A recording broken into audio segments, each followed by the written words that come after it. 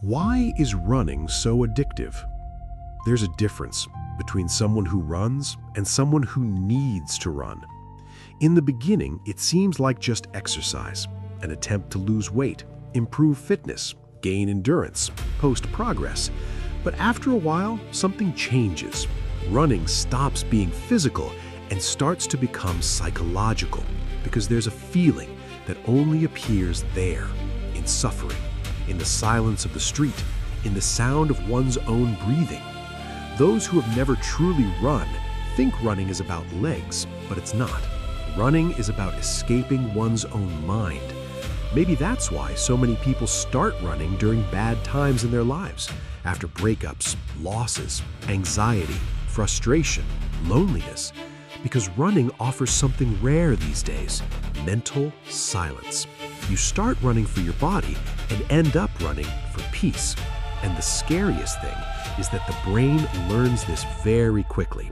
It realizes that running reduces internal chaos, that running reduces anxiety, that running transforms stress into fuel.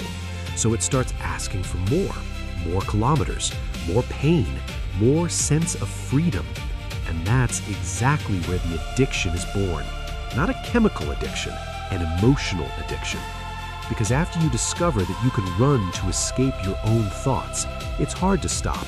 There's a specific moment that every runner knows. That moment when the body is tired, but the mind enters another state. The traffic disappears, the problems disappear, the demands disappear. It's just you and the rhythm. The harder the day, the stronger that feeling seems. That's why runners get restless when they go days without running. The body misses the movement, but the mind misses the relief. Running becomes a kind of brutal therapy. No talking, no explanation, no distraction. Just effort, just breathing, just survival. And maybe that's exactly it that makes it so addictive. Because during a run, you can't pretend, you can't hide tiredness, you can't outsource suffering. It's you against yourself. And few things strengthen a mind as much as that. But there's a problem. Most people start wrong, very wrong. They see running as immediate competition. They want speed before endurance. They want performance before adaptation. They want to run beautifully before learning to suffer.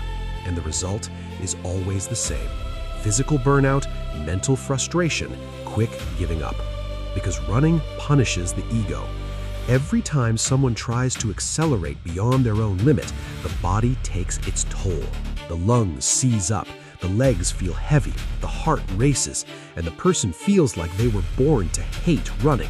But the problem was never running, it was anxiety. The experienced runner understands one thing: running doesn't tolerate despair.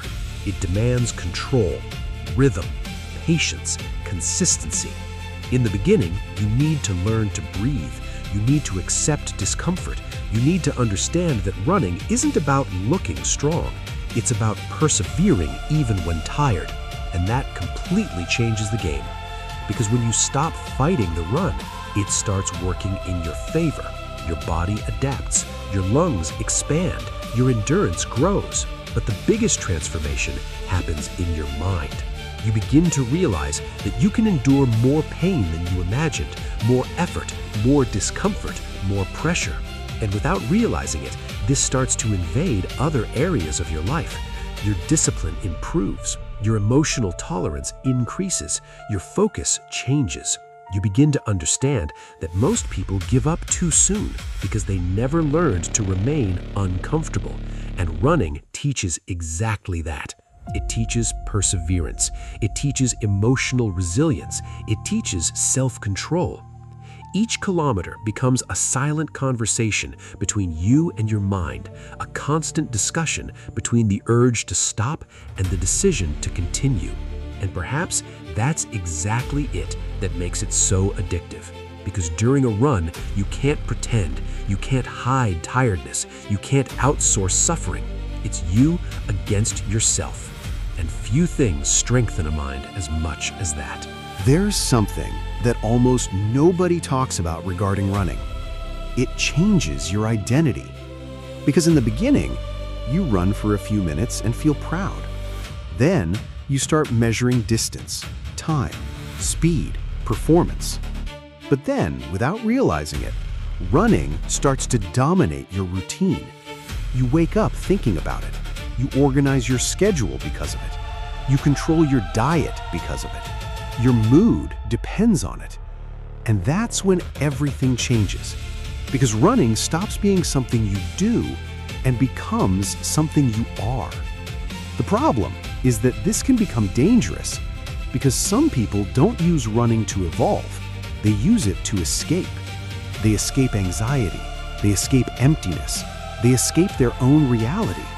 And the worse their mind gets, the more they run, as if speed could solve emotional chaos. But there's a brutal truth in all of this. No distance can heal a broken mind. Running helps, it strengthens, it relieves, but it doesn't replace facing life itself. Even so, it remains one of the most powerful forms of mental reconstruction that exists, because running forces you to confront discomfort. And today, almost nobody can stand discomfort. People want everything fast, quick results, quick pleasure, quick change. Running destroys that mentality. It teaches delay, it teaches repetition, it teaches silent discipline. Because nobody becomes a runner in a week. You need to suffer, you need to persevere, you need to keep going even without motivation. And that's exactly where a strong mind is born. Not in excitement, in repetition, on bad days, in training sessions you didn't want to be in. Because anyone runs when they're motivated, but few run when their mind is tired. And that's what separates those who just train from those who truly transform. There's also another extremely strong psychological detail in running: the solitude. Unlike many sports, in running, you're alone with your own thoughts. No distractions, no conversation, no instant dopamine. Just you and the noise of your own mind. And in the beginning, that's scary, because many people realize they don't know how to be alone with themselves. That's why so many people give up early, not because of physical exhaustion, but because of the mental struggle. But those who persevere begin to develop something rare: emotional control. Because running long distances requires calmness. You learn to control your breathing. You learn to control impulses, learn to control despair. And the more kilometers you run, the more you realize an uncomfortable truth. Your greatest enemy was never your body. It was your own mind. It's your mind that tells you to stop. It's your mind that makes excuses. It's your mind that tries to negotiate weakness. The body can endure much more than you imagine, but the mind breaks first. And perhaps that's exactly what makes so many people fall in love with running. It reveals who you really are, without a mask, without a character, without appearances. When your lungs burn, there is no ego, only truth. And each training session becomes a silent battle, a personal test, an attempt to overcome the weak version of yourself. Perhaps that's why so many runners seem different, more resilient, more disciplined, more emotionally detached, because there's something about constant suffering that hardens the mind. And after a while, the pain stops seeming like an enemy. It becomes a companion. The problem is that few people understand this. Those who see it from the outside think that running is just tiring, but those who live it know that something much deeper is happening. Running doesn't just transform the physical body, it reorganizes the mind. It builds emotional resilience. It teaches self-control. It shows that continuing, even when tired, is a skill. And perhaps that's the most addictive feeling of all.